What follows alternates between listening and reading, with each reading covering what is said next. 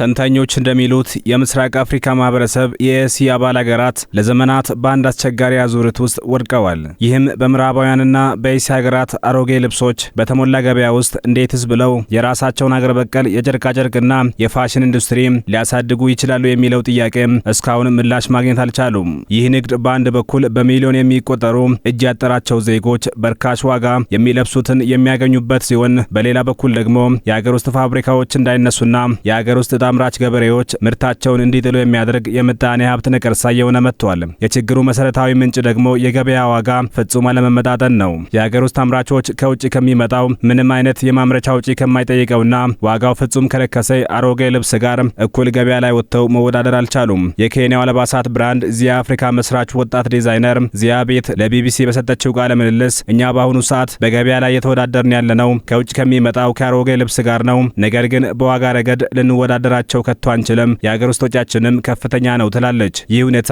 በታንዛኒያ ዳሬ ሰላም የሚገኘው የኩያ ክሬሽንስ ባለቤት ኤልዛቤት ፖልም የተጋፈጠች ያለችው መራራ እውነት ነው። በሱቃቸው ውስጥ በሀገር ውስጥ ልብስ ሰፊዎች የተሰፋ የአንድ ቀሚስ አነስተኛ ዋጋ ወደ $19.2 ገደማ ነው። ሸማቾች ግን ዋጋውን ሲሰሙ ይገረማሉ።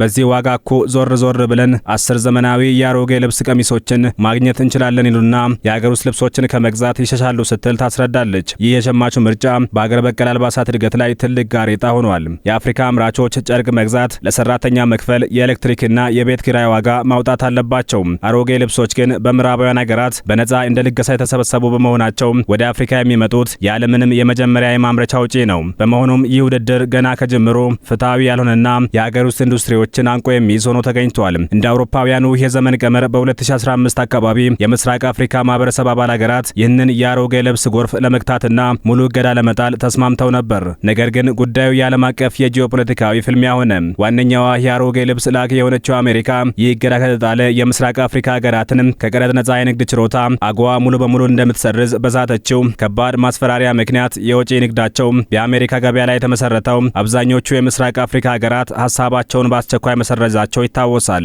ይሁን እንጂ በቅርቡ ይህ የፖሊሲ ክርክር በድጋሚ አገርሽቷል። የዩጋንዳው ፕሬዝዳንት ዮዌሪ ሙሴቬኒ በአንድ ወቅት አሮጌ ልብሶችን ከነጮች ሙታን የሚመጡ ልብሶች ሲሉ በጽኑ አጣጥለዋቸዋል። ሀገራቸው ዩጋንዳ የሀገር ውስጥ ኢንዱስትሪን ለማነቃቃት በሚል በቅርቡ በአሮጌ ልብስ ላይ አዲስ የ30% ተጨማሪ የአካባቢ ጥበቃ ቀረጥ ጥላለች። ይህ ቀረጥ ቀደም ሲል ከነበረው 35% የጉምሩክ ቀረጥና 18% የተጨማሪ እሴት ታክስ ላይ የተጨመረ በመሆኑ አስመጪዎችን አስደንግጧል። በተመሳሳይ መልኩ ኬንያም በአሮጌ ልብሶች ላይ የሚጣለውን የቀረጥ ስርዓት ለመቀየርና ለማጥበቅ ሞክራ ነበር። ነገር ግን የድሃው ማህበረሰብ አቅም ይፈተናል በሚል ከባድ የህዝብ ቁጣና የነጋዴዎች ተቃውሞ በመነሳቱ የኬንያ ገንዘብ ሚኒስተር ሐሳቡን ከታቀደው የፋይናንስ ረቂቅ አዋጅ ላይ ለመሰረዝ ተገዷል። በአሁኑ ወቅት ኬንያ በአሮጌ ልብሶች ላይ 30% የጉምሩክ ቀረጥ የምትጥል ሲሆን ይህ ዋጋ አዳዲስ ልብሶችን ለማስገባት ከሚጠየቀው ቀረጥ 5% በልጦ ይገኛል። የተባበሩት መንግስታት ድርጅት የንግድና ልማት መረጃዎች እንደሚያሳዩት ኬንያ በአሁኑ ወቅት በአጠቃላይ የአፍሪካ አህጉር ውስጥ ቁጥር 1 የአሮጌ ልብስ አስመጪ ናት። እንደ አውሮፓውያኑ የዘመን ቀመር በ2022 ብቻ ሀገሪቱ ከ180 ሺህ ቶን በላይ የሚገመት ከፍተኛ አሮጌ ልብሶችን መጠን ተቀብላለች። ይህም ከ2013 ጋር ሲነጻጸር የ76% እድገት ያሳየበት ነው። በዩጋንዳም ቢሆን የሀገር ውስጥ የኢኮኖሚ ፖሊሲ ጥናት ማዕከል ኢፒአርሲ እንደ አውሮፓውያኑ የዘመን ቀመር በ2024 ይፋ ባደረገው ጥናት መሰረት አሮጌ ልብሶች በሀገሪቱ ውስጥ አንደኛ ደረጃ ተመራጭ አልባሳት ናቸው። አዳዲስ የውጭ ልብሶች ሁለተኛ ደረጃን ሲይዙ በሀገር ውስጥ የሚመረቱት ደግሞ የመጨረሻውን ሶስተኛ ደረጃ ይዘዋል። የምስራቅ አፍሪካ ነጋዴዎች እንደሚሉት ይህ ንግድ በሚሊዮን የሚቆጠሩ ሰዎችን ህይወት ይደግፋል። ሰንሰለቱ ከችርቻሮ ነጋዴዎች አልፎ ትላልቅ አስመጪዎችን፣ የጅምላ ሻጮችን፣ ልብስ ሰፊዎችንና በገበያ ውስጥ ምግብ የሚሸጡ ዜጎችንም ያጠቃልላል። መረጃዎች እንደሚያሳዩት በምስራቅ አፍሪካ ቀጠና ውስጥ እስከ 4.9 ሚሊዮን የሚደርሱ ዜጎች መተዳደሪያ በቀጥታም ሆነ በተዘዋዋሪ በዚህ ልብስ ንግድ ሰንሰለት ላይ የተመሰረተ በመሆኑ ይህንን ዘርፍ መምታት ማለት በሚሊዮኖች ላይ ረሃብን ማወጅ ነው ተብሏል። የዘርፉ ተቺዎች በበኩላቸው ይህ የስራ ዕድል ፈጠራ የተሳሳተና የሰዎችን የረጅም ጊዜ እድገት የማይደግፍ የበታችነት ስርዓት ነው ይላሉ። ክሎዚንግ ፖቨርቲ የተሰኘውን መጽሐፍ የጻፉት የኪንግስ ኮሌጅ ለንደን ተመራማሪ ዶክተር አንድሬው ብሩክስ ጉዳዩን ሲያብራሩ ችርቻሮ ንግድ ማለት በአንድ የኢኮኖሚ ዘርፍ ውስጥ ሊኖር የሚችል በጣም ዝቅተኛው የስራ ዕድል ፈጠራ ስልት ነው። ይህ ከማምረትና ከፈጠራ አንጻር ሲታይ ምንም ማለት አይደለም። እቃዎችን ዝም ብለው ከውጭ ሀገር አስገብተው እዚህ የሚሸጡ ከሆነ ለሀገራቸው የረጅም ጊዜ የኢኮኖሚ መዋቅር የሚያበረክቱት አስተዋጽኦ ጥቂት ነው። የኬንያ ፋሽን ካውንስል የቦርድ አባል የሆኑት ሊሳ ኪቡቱ በአንጻራቸው በአሮጌ ልብስ ንግድ ውስጥ ያሉ አብዛኞቹ የስራ መደቦች ከእጅ ወደ አፍ የሆኑ መሆናቸውን ይገልጻሉ። በሌላ በኩል የአካባቢ ጥበቃ ተሟጋቾች ሌላ ታላቅ አደጋ ያነሳሉ። ወደ አፍሪካ የሚላኩት አሮጌ ልብሶች በአሁኑ ወቅት ጥራታቸው እጅግ የወረደ በመሆኑ አብዛኞቹ በቀጥታ ወደ ቆሻሻ መጣያ ስፍራዎችና ወንዞች ያመራሉ። እንደ አውሮፓውያኑ የዘመን ቀመር በ2023 ቼንጂንግ ማርኬትስ ፋውንዴሽን የተሰኘ መንግስታዊ ያልሆነ የጥናት ተቋም ባደረገው ግምት ወደ ኬንያ ከሚገቡት አሮጌ ልብሶች መካከል ከሶስቱ አንዱ ንጥል ልብስ ገና ሳይለበስ በቀጥታ ወደ ቆሻሻነት ይቀየራል።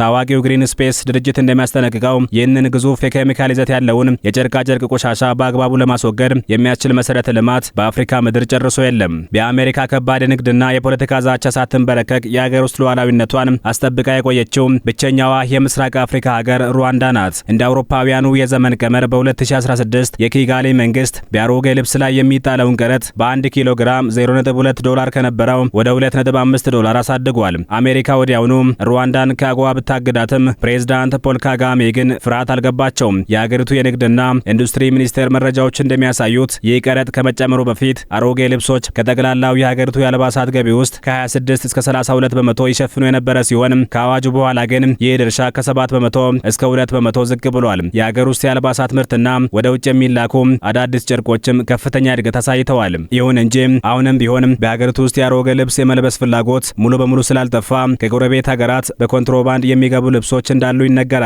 የሩዋንዳ ፖሊስ በድንበር ላይ የተያዙ ግዙፍ የልብስ ጥቅሎችን ፎቶግራፍ በማህበራዊ ሚዲያ ላይ ለህዝብ ሲያሰራጭ ይስተዋላል። የሩዋንዳ ተሞክሮ ለምስራቅ አፍሪካ ሀገራት ያስተማረው ሌላው መራራ እውነት አሮጌ ልብስን ማገድ ብቻውን ለሀገር ውስጥ ኢንዱስትሪ እድገት ዋስትና ሊሆን አለመቻሉን ነው። ምክንያቱም አቅርቦቱ ሲቀንስ የሀገር ውስጥ ምርት በበቂ ሁኔታ በፍጥነት ማደግ ባለመቻሉ ሸማቾች ከቻይናና ከእስያ ሀገራት ወደሚመጡት እጅግ ርካሽ አዳዲስ ግን ጥራታቸው ዝቅተኛ ወደሆኑ ልብሶች መዞራቸው አልቀረም። በአሁኑ ወቅት የሀገር ውስጥ አምራቾችንም ሆነ የአሮጌ ልብስ ነጋዴዎችን በአንድነት እያሰጋቸው ያለው አዲሱ የቻይና አዳዲስ ልብሶች ወረራ ነው። የቻይና ኩባንያዎች ታዋቂ የሆኑ ዲዛይኖችን በፍጥነት በመኮረጅና ጥራት በማሳነስ እጅግ ዝቅተኛ በሆነ ዋጋ ገበያውን እያድለቀለቁት ይገኛሉ።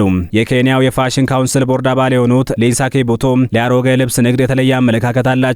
እርሳቸው እንደሚያስታውሱት በ1980ዎቹ ኬንያን ለቀው ወደ አሜሪካ ሲሄዱ በናይሮቢ ጎዳናዎች ላይ በርካታ ድሆች የሚለብሱትን አጥተው ይታዩ ነበር። አሁን ግን በአሮጌ ልብሶች ምክንያት በጣም ድሃ የሚባለው ሰው እንኳ ቢያንስ ተስማሚና ንጹህ ልብስ አለው። ይሁን እንጂ ይህንን ታሪክ በአሁኑ ዘመን የኢንዱስትሪ ባርነት አድርገው የሚቆጥሩት ምሁራንም ጥቂት አይደሉም። አሁን ዋናው ጥያቄ አሮጌ ልብስን በአንድ ጀንበር ሙሉ በሙሉ ማጥፋት ሳይሆን የሀገር ውስጥ ብራንዶችን ጥራት፣ አቅርቦትና ተወዳዳሪነት ማሳደግ ላይ ነው። ታዲያ የምስራቅ አፍሪካ መንግስታት የኢኮኖሚ ነጻነትን፣ የሀገር ውስጥ ምርትን፣ የአካባቢ ጥበቃንና የዜጎችን የመግዛት አቅም ያመዛዘነ መካከለኛ መንገድ ያገኙ ይሆን ወይስ አሁንም የምዕራባውያን ቆሻሻ ማራገፊያ ሆነው ይቀጥላሉ የሚለው ጊዜ የሚመልሰው ታላቅ እንቆቅልሽ ነው።